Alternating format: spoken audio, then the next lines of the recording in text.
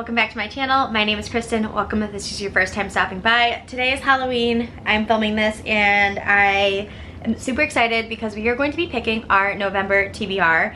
As you guys know, for October I skipped the spin the wheel prompt TBR because I had Halloween witchy books that I wanted to read, which I read a lot, and they're all here up at the top. But I'm super excited to pick out our TBR through the spin the wheel prompt this month. As usual, did I stick to my TBR last month? Yes, I pretty much read only witch books if I'm being completely honest, but that means that I didn't get to a lot of the books that are in our seasonal TBR, and we're coming up on December. This is one more month of our fall TBR, so we have to read some of these books before the end of this month. So without further ado, we're gonna pick 8 books today and let's get started. First spin.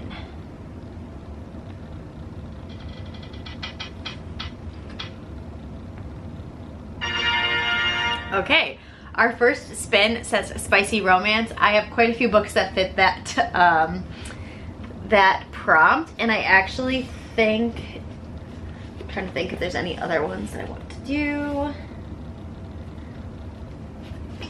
Okay, out of these 3, which I know are going to be probably pretty spicy, we have Love Theoretically, First Down by Grace Riley, and Credence by Penelope Douglas.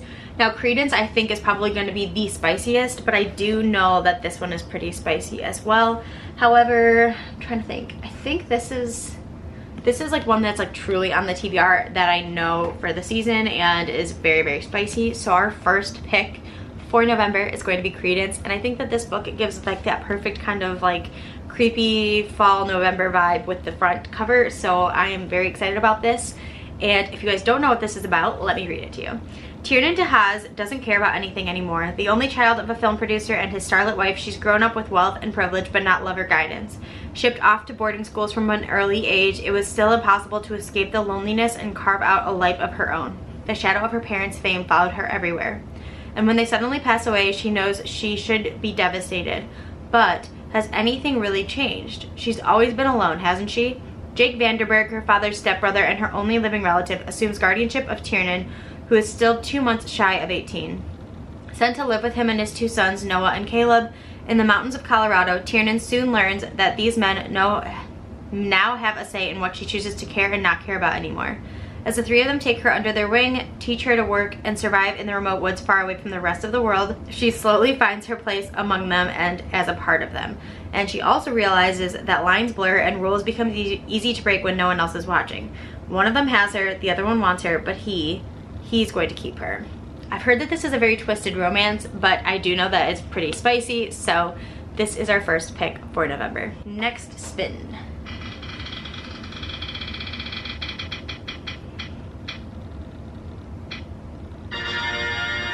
Okay, this one says it starts with the same letter as your name. So I'm gonna try to find one like the same letter of my last name because I don't think I have one on my TBR that starts with my first name. So K is kind of hard to come by. Let's see. So the only one that's like relatively close, because my last name starts with an M, is The Magician's Daughter. This is I think a speculative fiction or a magical realism book, and I've heard really good things. This was a book of the month pick from Barnes and Noble. Not book of the month, a book picked for a monthly pick for Barnes and Noble. So I think we'll pick this one. And this one says, a young woman is caught between 2 worlds in H.G. Perry's spellbinding tale of miracles, magic, and an island that might have been. Off the coast of Ireland sits a legendary island hidden by magic, a place of ruins and ancient trees, sea salt, air, and fairy lore. High Brazel is the only home Biddy has ever known. Washed up on its shore as a baby, Biddy lives a quiet life with her guardian, the mercurial magician Rowan, a life she finds increasingly stifling. One night, Rowan fails to return from his mysterious travels, and to find him, Biddy must venture into the outside world for the first time. But Rowan has powerful enemies, forces who have hoarded the world's magic and have set their sights on the magician's many secrets.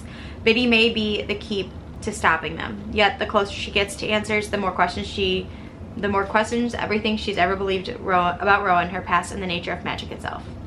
So, sounds pretty interesting. I picked this up a while ago, so this has been on my TBR for a while, so it'll definitely be a good one to get to. So that'll be our second pick. Let's do spin number 3.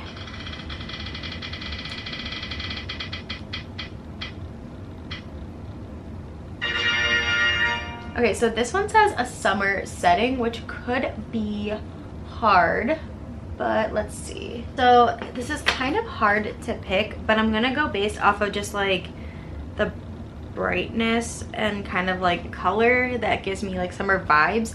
And honestly, the 7-Year Slip is still very bright and yellow. I know it doesn't really look like that in the screen, but this is a very bright cover. So I think I'm gonna go with the 7-Year Slip. If you're unfamiliar, the book is sometimes the worst day of your life happens and you have to figure out how to live after it. For Clementine West, that means burying her head in her work as a book publicist, being practical, and forgetting the silly things her beloved Aunt Anelia taught her, like living wide and chasing the moon. Clementine would rather stay grounded and keep her heart safe. For the last 6 months, she's done just that. But when she moves into her late aunt's apartment and finds a strange man standing in the kitchen, a man with kind eyes, a southern drawl, and a taste for lemon pies, her well-laid plans begin to fall apart, because he's the type of man who, before it all, she would have fallen head over heels for, and she still might. Except he exists in the past, 7 years in the past to be exact, and she quite literally lives 7 years in his future. Her aunt always said the apartment was a pinch in time, a place where moments blend like watercolors. She said that the love is never a matter of time, but a matter of timing, and Clementine fears she may be 7 years too late. So that is going to be our third pick. Let's go fourth.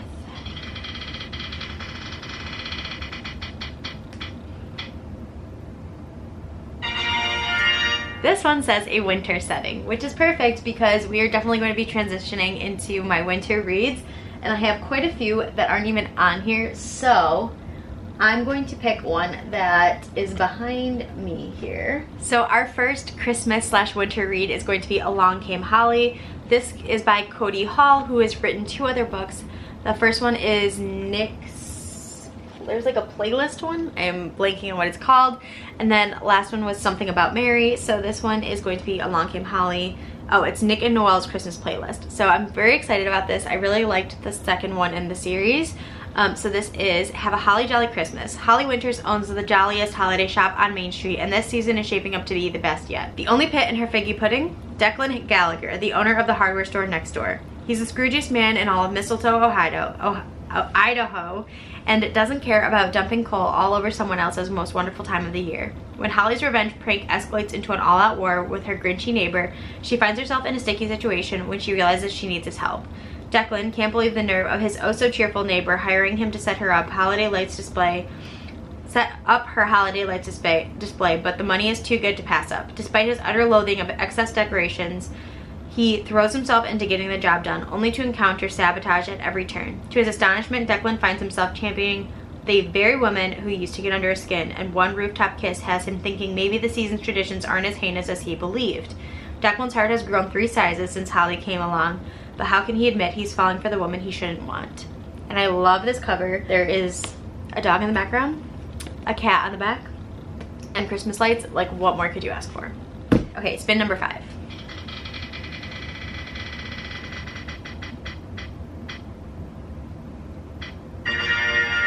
Oh my goodness, it was almost at under 200 pages and it went to over 400 pages. So this one has been on my TBR for a while now, and I really do need to get to it. So it's going to be Things We Hide from the Light. This is starting to get like bent, which is kind of weird. But Things We Hide from the Light, I loved the first one. I still need to read the second one. This one is well over 500 pages, so we're definitely over the 400 page mark, and it's a book I need to get to. So this is going to be our 5th pick. Spin number 6.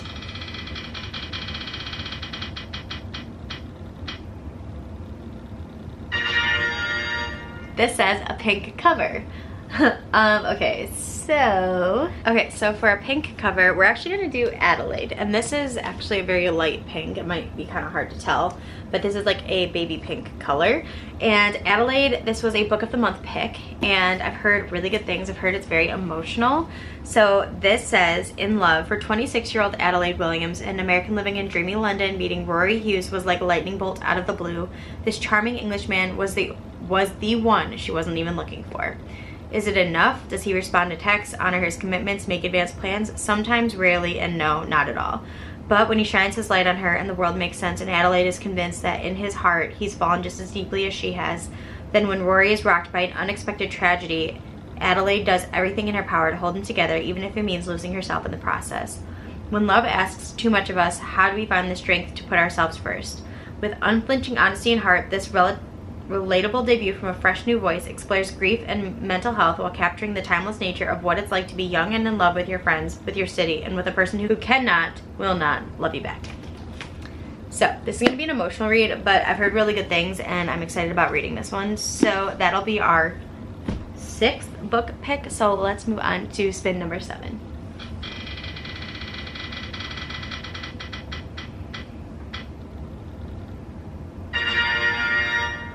Okay, this one says a second chance trope, and I think here is going to be our second winter romance getting us ready for December. This one is called The Xmas Holidays, and this says, hard to escape your ex when you're working together over Christmas in the Scottish Highlands, but being stuck together might be the best possible present in the sparkling new contemporary romance. Maya Bashir is dreading her drive home for Christmas and having to explain that she's left her high-paying position and a long-term relationship, so a brief detour to her friend's festive party doesn't seem like such a bad idea.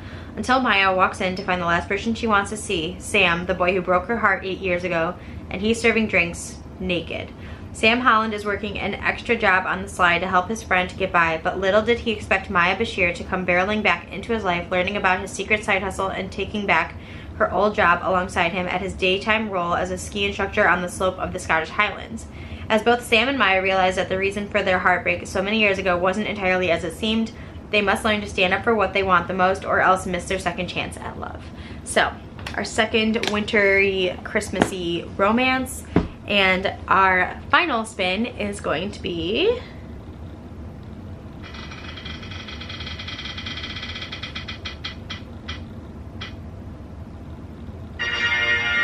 okay, so our final book of this month is going to be Fourth Wing. So the second one in this series is coming out this month, actually like a week from today. Yeah, I think it's coming out a week from today. This one definitely has a map in the beginning, and yeah, I do have the first edition with the sprayed edges. I have been very excited to read this. This is a little bit beat up actually, but whatever. I know that somebody just bought the movie rights to this book, I believe, so very excited, and I want to join, you know, the hype. So very excited to read this and see what is so special about it. I've heard amazing things, so yeah. Okay, so this is our TBR for November. There are 8 books here. I really hope that I'm able to get to all of them. I have high hopes because I do have plenty of time to read this month, and I cannot wait because a lot of these are ones that I've really been looking forward to reading. So definitely a good variation in books and genres. So yeah, thank you guys so much for watching this. I hope you guys have an amazing day, and I'll see you in our next video. Bye.